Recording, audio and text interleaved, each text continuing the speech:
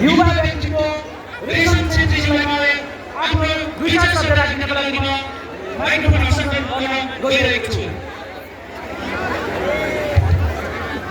Very good evening to everybody. सबैजना हामी frustrate भइसकेका छौँ अब भाषण गर्न लाग्यो भनेर, तर आज नहुनु चाहिँ हामी सधैँ सुन्दा वाक्क दिक्क हामी वाक्क दिक्क र प्याक्क भइसकेका छौँ।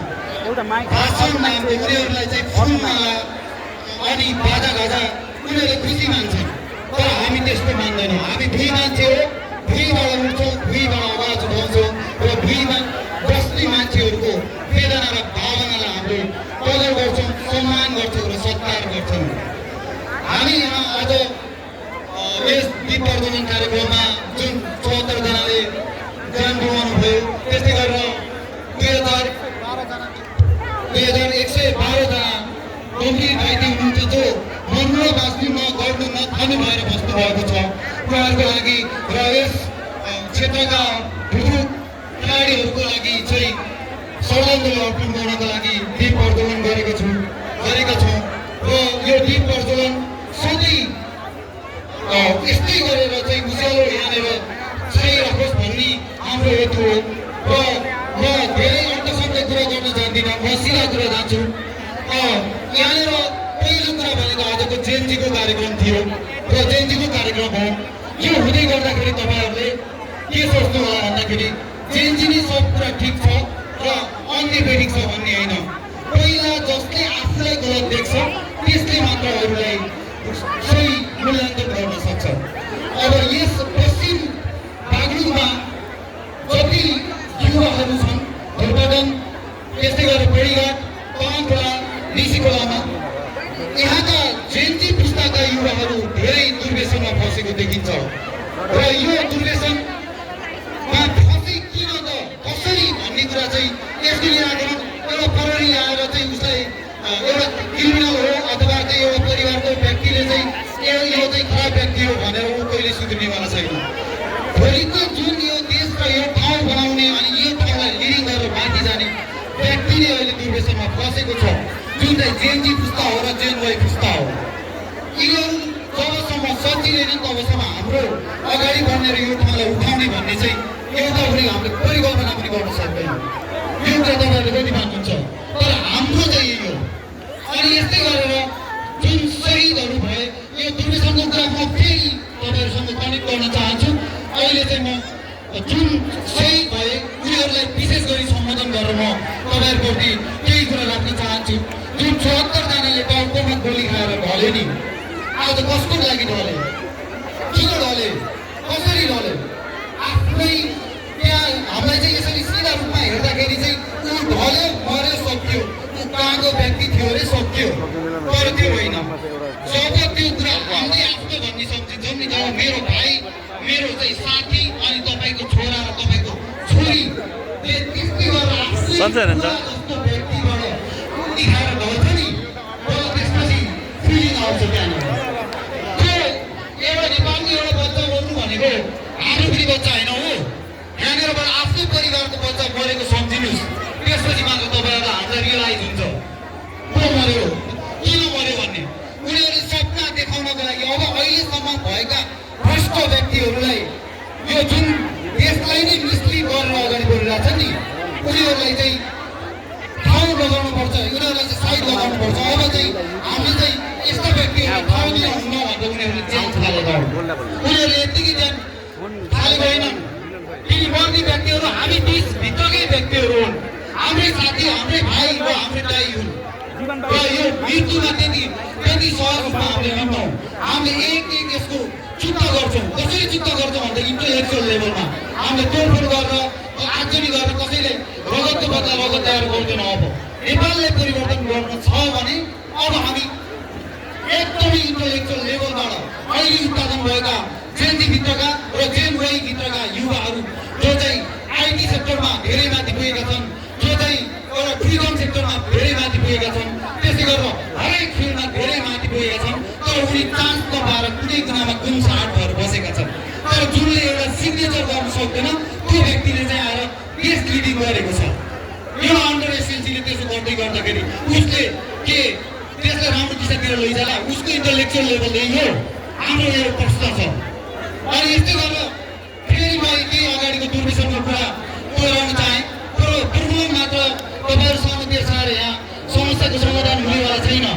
एउटा 8 क्लासमा पढ्ने बच्चा एउटा 6 क्लासमा पढ्ने बच्चा चाहिँ के गरिरहेछ भन्दाखेरि ठुलो चलाएर बसिरहेछ, गाँजाको ताउमा बसिरहेछ र रक्सीको ताउमा बसिरहेछ। यसको भोलिको दिनमा यसले कस्तो असर ल्याउँछ भन्ने कुरा हामीले जान्न पर्छ। अन्यथा यस्तो दुर्घटना भयो भए हाम्रो घर परिवार पनि दुर्घटनामा जान्छ, अनि त्यस्तै गरेर यो समाज पनि दुर्घटनामा जान्छ, अनि त्यस्तै गरेर यो ठाउँ नै खत्तम हुन्छ। एउटा इन्टरनेसनल लेभलमा खेल्न सक्ने भलिबल प्लेयर होस् अथवा क्रिकेटको प्लेयर होस् अथवा फुटबलको प्लेयर होस्,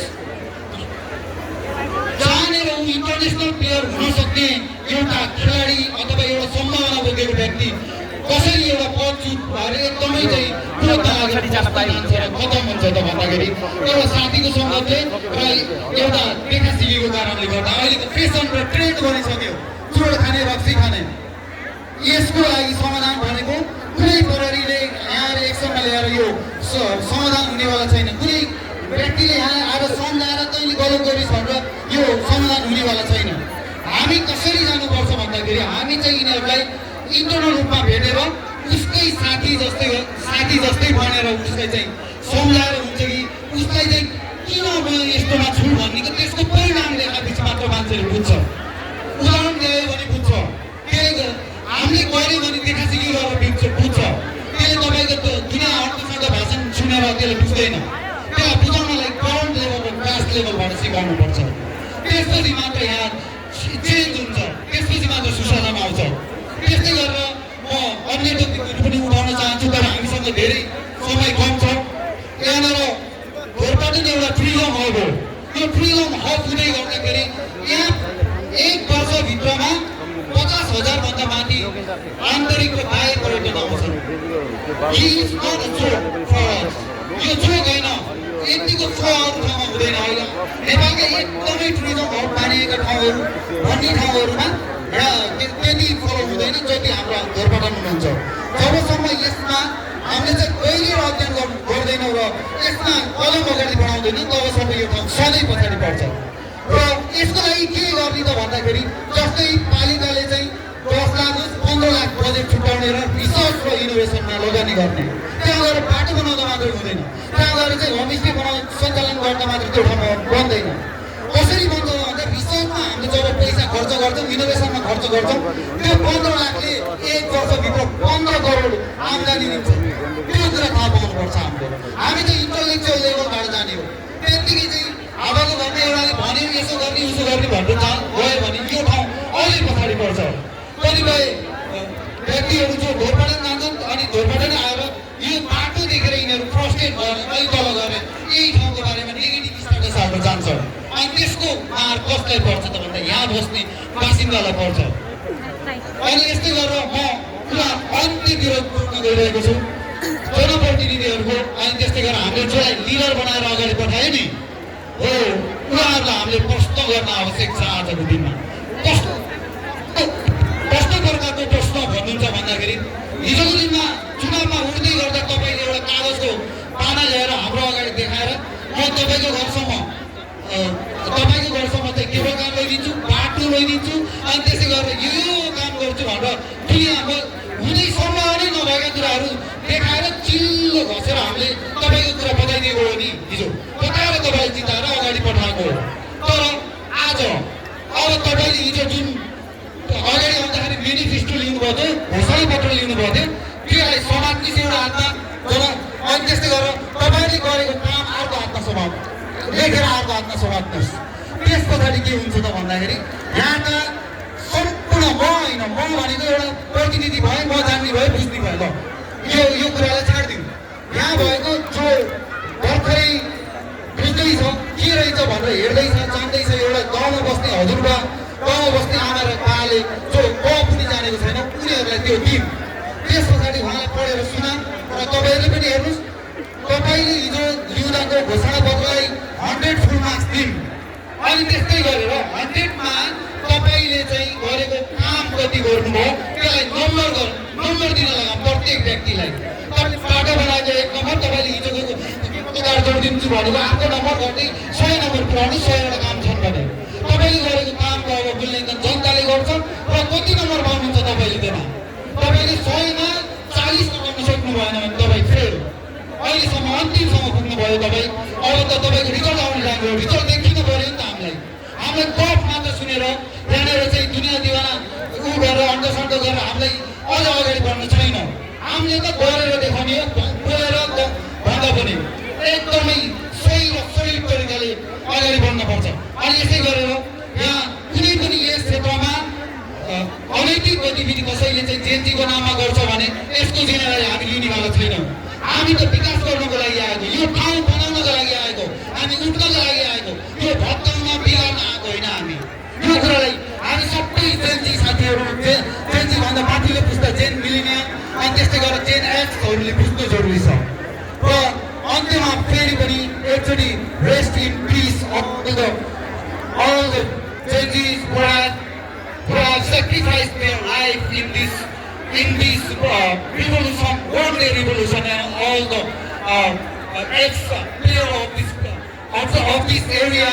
We want to give rest in peace, and we want to express our full condolence for them who have gone very well to make this place very good, like a very shining object. यो ठाउँलाई बनाउनको लागि जसले चाहिँ आफ्नो जीवनको आहुति दिए ती व्यक्तिहरू प्रति फेरि पनि हार्दिक श्रद्धाञ्जली व्यक्त गर्न चाहन्छु।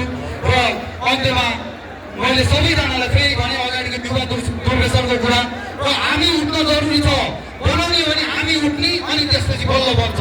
हामी गलत भयो भने अरू बन्नेवाला छैन।